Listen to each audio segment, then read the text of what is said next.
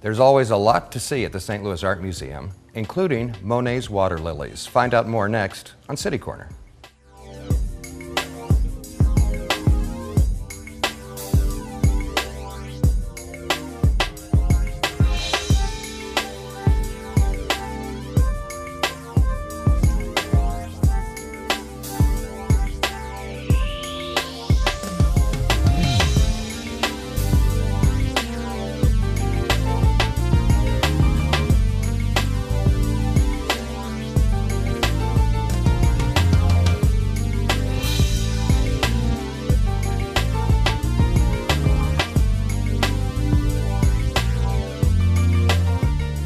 I'm Steve Potter, and welcome to City Corner. Today we're going to focus on the St. Louis Art Museum. There's a lot going on there. There's the new building that's been an ongoing project for some time now. There's the exhibit of Monet's Water Lilies, which is going to run into January of next year. We want to welcome two of the curators of the St. Louis Art Museum, Simon Kelly and Judy Mann. Welcome to you both. Thank you. And later, Simon, in the second half of the show, we're going to talk about the Monet exhibit. But just to sort of tease for that, why is this exhibit so important, so significant? Well, this is an exhibit which brings together three major panels by Monet. These things are 42 feet wide in total, and it's the first time that they've actually been brought together in a generation, first time in more than 30 years. So, you know, for a St. Louis audience, this is just going to be a wonderful moment to experience these paintings, which are, you know, some of Monet's great works. Right. And I rember one or two always being there, right? Or at least as long as I can remember, in St. Louis. We've always had one here. We have the central panel of the triptych, but which, you know, that looks great in itself. But this is going to be wonderful because we're going to have the two side panels as well.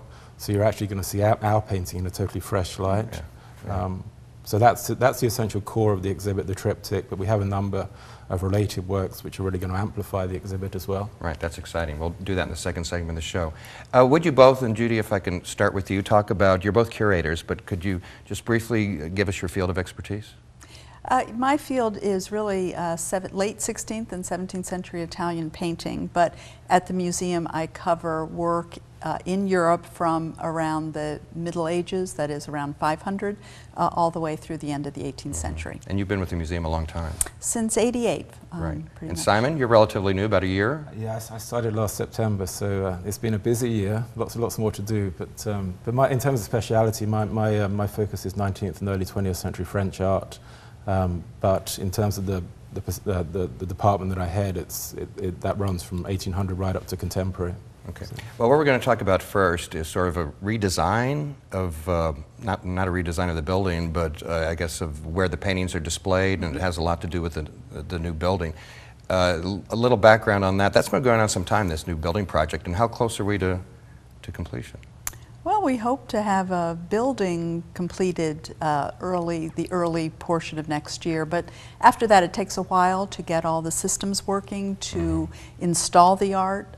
It's a slow process, as Simon and I have just experienced. So we will not have the complete building ready to open until sometime in 2020. We say new building, but they're connected, right? Yes, they'll be connected at 2 points. So yeah, it'll be a continuous experience for the museum visitor. Simon, you want to talk a little bit more about this continuous experience, as Judy puts it? Yeah, I mean, certainly in terms of the reinstallation, we've essentially reconfigured the way we present the whole collection. So, you know, we have this great Cass Gilbert building, which is, you know, what we're well known for. And Judy and I have thought about the collection in terms of essentially kind of chronological progression. And it hadn't been done that way before? Well, not in the way, I mean, Judy can speak for her collection, but certainly in terms of what I've done, I've organized it in terms of individual themes. So you get these interesting, you know, groupings of paintings. So that is actually new. That kind of thematic installation is a new thing. And all departments got more space for their collections, so people coming to the museum are going to see in European painting and American painting and decorative arts and Asian, all across the board, they're going to see more works of art as we complete this presentation leading up to the opening of the new portion. We have some images to look at, and these are from the collection at the St. Louis Art Museum. And are all these pieces up now? Yes. All right.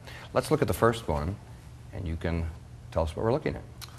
Okay, so this is and we're very fortunate at the St. Louis Art Museum to have a great collection of work by Vincent van Gogh. We have 5 paintings by him, and each of these will be on display in the reinstallation. So The painting that you see on the screen now is you know, just an example, one of arguably the best example of Van Gogh's work in our collection. It's a painting that he painted actually in the final weeks of his life.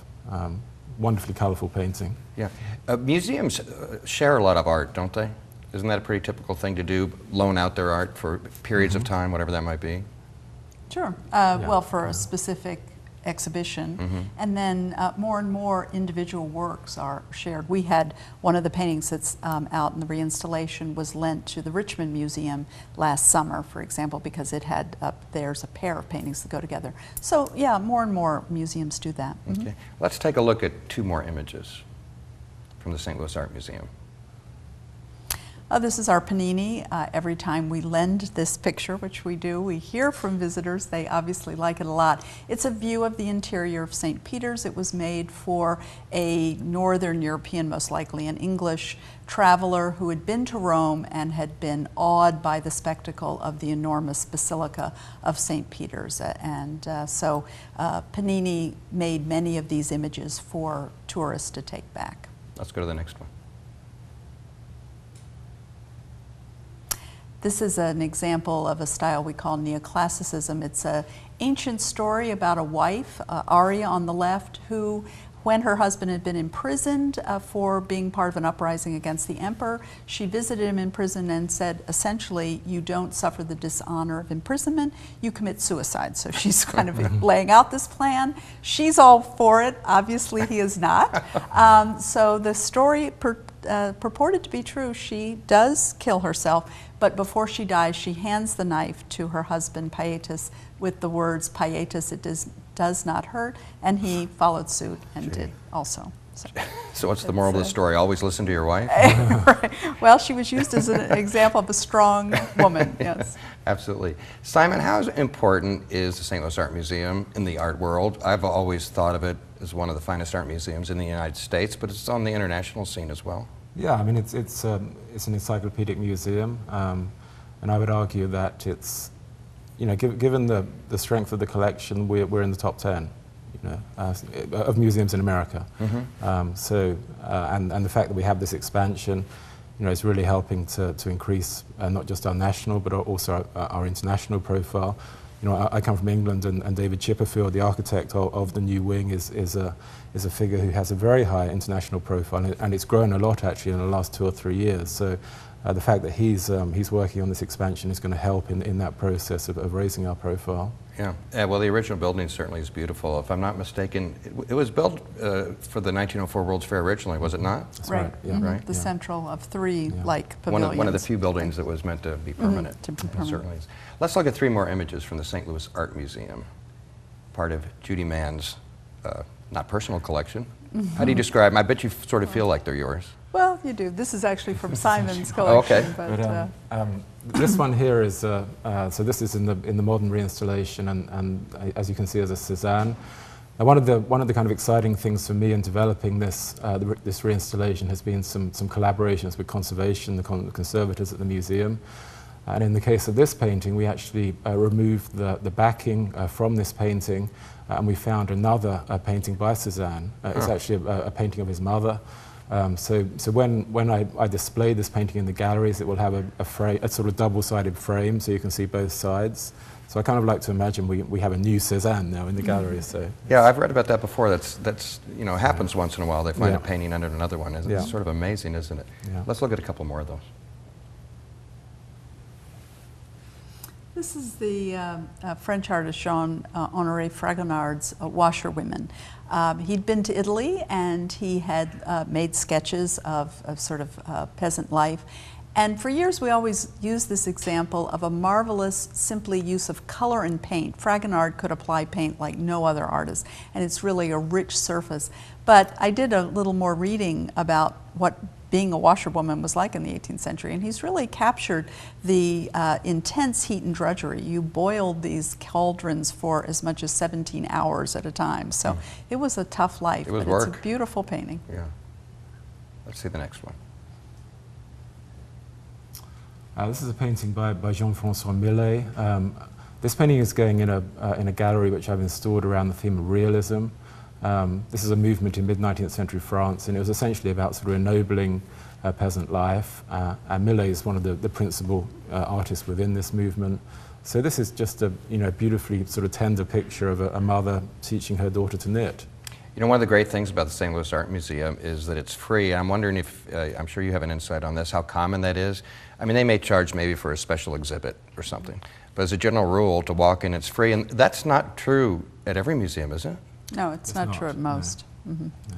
There are others, but that's something that the museum has a strong commitment to, and it really is. And how important do you think that is? I think it's extremely important. I mean, it makes a big deal, I think. So, I mean, we do charge for special exhibitions, but I mean, I think that's an important thing. So. I think we feel that, if it's free, you might come in to simply look at a single work of art and have a really rich experience. You don't feel you have to spend an hour or two to get your money's worth. And I think that's really a wonderful way to see art. And it brings people in that might not come in otherwise. Sure. Right. Which is sort of the whole mission, I guess, of the Art Museum, right? Let's take a look at least two more images from the St. Louis Art Museum while Judy is with us. Okay, so this is a painting by Gustav Curries. This is in the Romanticism gallery. Romanticism is, it deals a lot with themes of the spiritual. And this is a traveller who's climbed to the top of a mountain and is looking out across a sea of clouds, and you can sort of imagine himself sort of immersing himself in the infinite, essentially. So this is another great painting which you'll be able to see in the reinstallation. It's beautiful. Let's go to the next one. This is another painting designed for people who went to Rome or wished they were in Rome. This one was particularly painted for a Russian family, but it's by the ruin painter by the name of Hubert Robert, and he painted 4 of these. They're quite large canvases. This is showing Tivoli. That little round temple was one of the favorite destinations for visitors to Rome in the early, throughout the 18th century. He's jazzed it up a bit. He's added a worker and a precipice and a rickety bridge to make it a little more dramatic, but it was appreciated by people who had made the trip, made the visit to Tivoli. So in conclusion, Judy, would you sort of recap what this new design is going to mean and the new building once it opens is going to mean as far as the experience of being in the art museum? Sure. I mean, there'll be more art, there'll be new art. A lot of it has been cleaned, like that Hubert Robert was cleaned a couple of years ago. But there'll be a logical progression in part of the museum from starting in the year 1700, where they can move through Simon's galleries in the 19th and early 20th century, and then to our new building, which will be devoted, the galleries to contemporary art. Excited about it? Very. It looks spectacular. It's going to look better and better. Well, Judy, thanks so much for joining us. I know you're going to take off at this point. Simon's going to stay with us, and we're going to focus on the Monet Water Lilies in the second half of the show. But thanks so much. Well, thank you, Steve. And we'll be back more of the St. Louis Art Museum after this.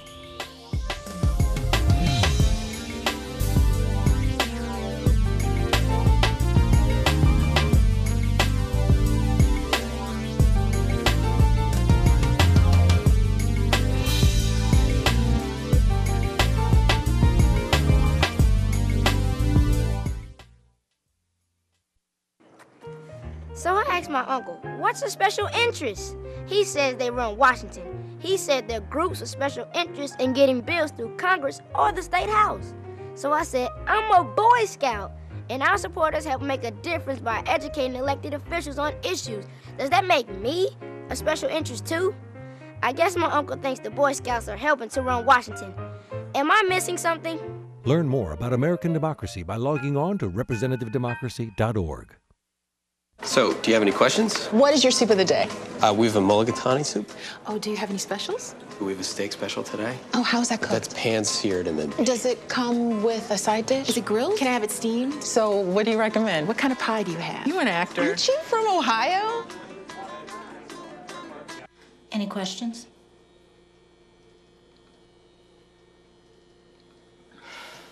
Ask questions. For the 10 questions everyone should know, go to ahrq.gov.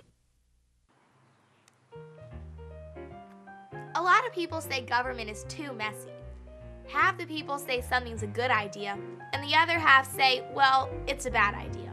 All we hear about is the disagreement, the bickering, the compromises, which can leave a bad taste in our mouths. No wonder so many people are cynical, thinking that nothing good can get done. actually, messy can be good, like my ice cream sundae. Let's think of our democracy that way. You've got all these different choices, lots of flavors blending together. Then, the only thing you have to worry about is that it gets a little sticky. Am I missing something? Learn about what you can do to make American democracy stronger by logging on to www.representativedemocracy.org.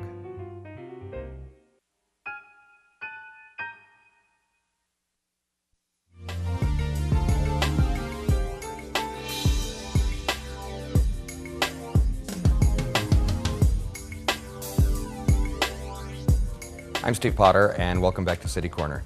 Today we're focusing on the St. Louis Art Museum, and in this segment we bring back Simon Kelly. He's the curator of modern and contemporary art at the museum, and he's very excited about a new exhibition of Monet's Water Lilies that's going to run through January 22nd of 2012. And Simon, as I understand, it's the first time in something like 3 decades, or more than 3 decades, that this collection of Monet's Water Lilies are going to be seen as the artist intended them to be seen. Can you explain that a little? Right. I mean, what we're going to do is essentially, have the panels lined up next to each other. So you have the sort of full extent of the triptych, 42 feet in total. 42 feet? 42 feet in total. So these things are enormous. But at the moment that each of the panels of the triptych are separated between the 3 owner museums, and Monet never intended that. He always intended them to be seen as a group. So what we're doing in this exhibit is reuniting the panels. So it's great. I mean, as you say, it's getting back to what Monet himself wanted. Well, how did they come to be split up? Do you know why? Yeah, I mean, it was basically a commercial reason. I mean, this goes back to the 1950s when the paintings were owned by a dealer in New York. And when that dealer exhibited the paintings, they were actually exhibited separately. So I guess the idea was, they thought they would make more money from separating the panels. So that was a reason, and actually it was the 3 Midwest museums which are contributing to this exhibition. Which we should mention that this is collaboration. This is a collaborative project between the St. Louis Art Museum, which owns the central panel, the Nelson Atkins Museum in Kansas City, which owns the right panel, and the Cleveland Museum of Art, which owns the left panel. Splitting up art for profit, what a shock, huh? Well, yeah. We have an image of the artist, Monet himself. Let's talk a little bit about him.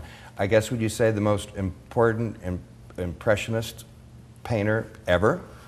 Well, I guess I'm biased because I'm organising this exhibition, but I think he is, just in terms of the range of his work and the ambition. And certainly, I mean, this exhibition it really speaks to that ambition, just in terms of the scale of the works in the show. So I would argue that he is, yeah. And when it comes to the water lilies, I'm trying to remember now, was there something like 260 of those? About 250, yeah. And in terms of the large, the really large paintings, the size of the panels in our exhibit, about 40. And yeah, we're going to show some images here in just a second, and it doesn't, even if you have a big flat screen TV, it doesn't do it justice, because these things are enormous. In real life, what are we talking about, the size of some of these? We're talking, as I say, in total you're going to get the panels 42 feet wide. They're about 7 feet high. So, when I look at these, it's almost as if you're seeing a cinema screen. It is kind of cinematic in terms of the effect of the triptych. Well, we have a series of 3 of the water lilies that were separated and are going to be put back together for this exhibit. And we're going to fade from one another as you talked about them. So just tell us a little bit about them. Yeah, so this is actually the central panel in the St. Louis Art Museum. This actually has the most flower blooms of any of the triptych panels. You can see in here, I mean, a big deal for Monet in this triptych was the idea of reflections. So essentially, you're seeing kind of two major bands of colour here. You're seeing the blues at the top and the sort of yellow-greens underneath. You see this across the whole triptych. And the blues at the top are essentially reflecting the sky. okay, and the yellow-green area you're seeing underneath. That's kind of mysterious, but it's what I think, having been to Giverny, it's Monet looking down into the bottom of his pond and seeing the sort of grassy fronds, which you see at the bottom of the pond. Now his place where he painted, and he painted these from his own gardens, was outside of Paris somewhere, right? Yeah, it's about 45 miles west of Paris, and we saw the painting the photograph of Monet a couple of minutes ago, but I did want to try to bring Monet to life in this exhibit. So we have, in addition to some great archival photographs of Monet in his garden, we also have a film of him actually painting in his garden. It's the only extant film of him actually working, and it's great. It really does bring him to life. And he's standing there in front of his easel, his cigarette is hanging out of his mouth, and it's a great addition to the exhibition, I think. Well, how old did he live to be, and what were the years of his life? He lived to be 86. 1840 to 1926 are his dates. And when he was painting on such a large scale like that, how long did it take him to do an individual work? Do you have any idea? Well, I mean, that's speculative in some ways. He did build a studio especially to paint these large panels. He built that in 1915. So we know that he worked on these large paintings between 1915 and his death. So around 10 years, we can argue that he worked on these panels. Mm-hmm. Let's take a look at two more images, Simon, from the Monet Water Lilies, and you can tell us what we're seeing. So another part of the exhibit brings together some studies. Monet, he produced his large panels in his studio, but the studies for those he painted actually in his garden. So this is an example of one of the studies, which the oil-painted studies, which will be in the exhibit. Again, you've got that interest in sort of blue reflections against the sort of yellow fronds of the grass. Mm-hmm. So it's a great addition. This one is again a strong addition. We have two major loans from the Marmottan Museum in Paris, and these are actually specifically studies for the triptych. And this will be the first time that these studies have been reunited with the triptych. So that's another exciting element to the exhibition. Was the series of water lily paintings, was that throughout his career, or was that at a certain time frame in his life? Or?